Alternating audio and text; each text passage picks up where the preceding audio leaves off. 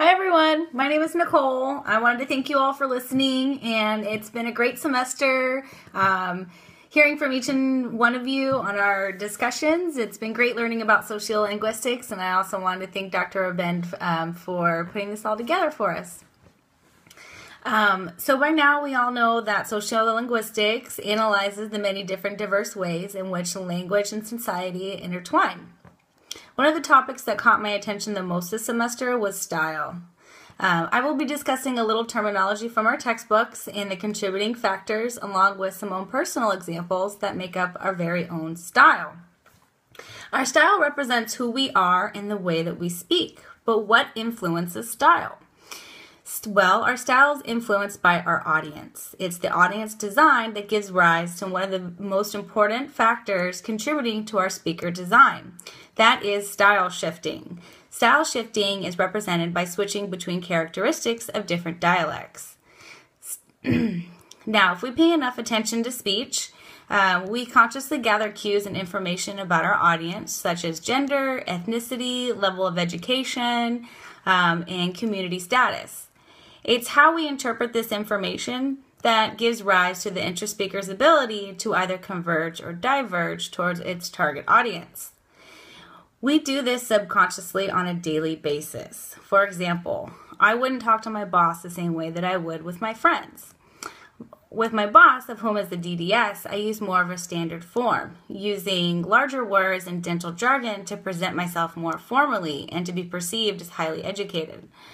How I represent myself as a dental assistant is not only under the influence of my boss, but also the patients.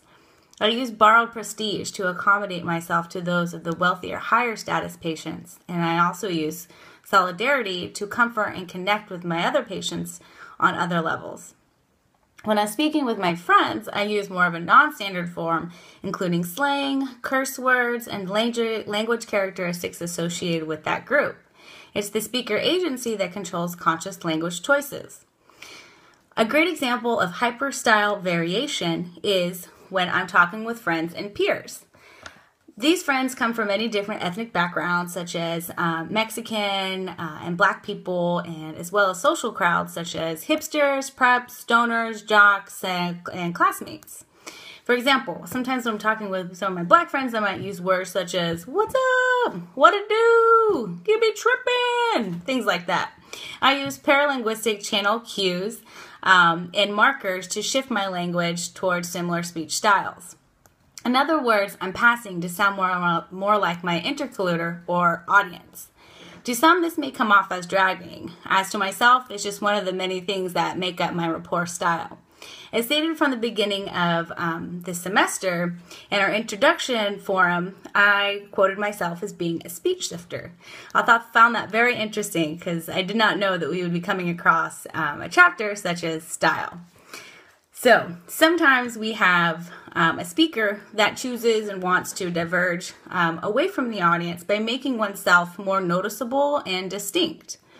My husband does this often. He is Mexican and a manager at a store that has predominantly Mexican employees. When he must represent himself professionally, as when he's talking with some of the big bosses and being assertive to his employees, he tends to use crossing more often by adopting words that sound more white in his domain and fleeing the sounds and words associated with his ethnolect. Age and demographics play an important role in shaping our style as well.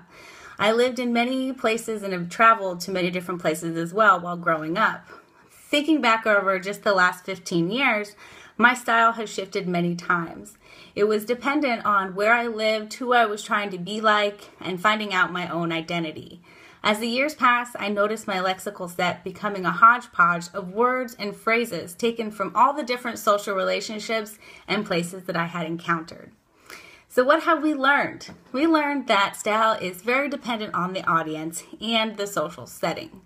The audience triggers our interspeaker, which analyzes discourse subconsciously and accommodates to the audiences consciously. Style shifting can either converge or diverge towards the audience, and we also learned that age and demographics aid in building an individual sociolect and style. Thank you all for listening. I hope you enjoyed my presentation, and I hope you all have a great rest of this semester. Thanks again.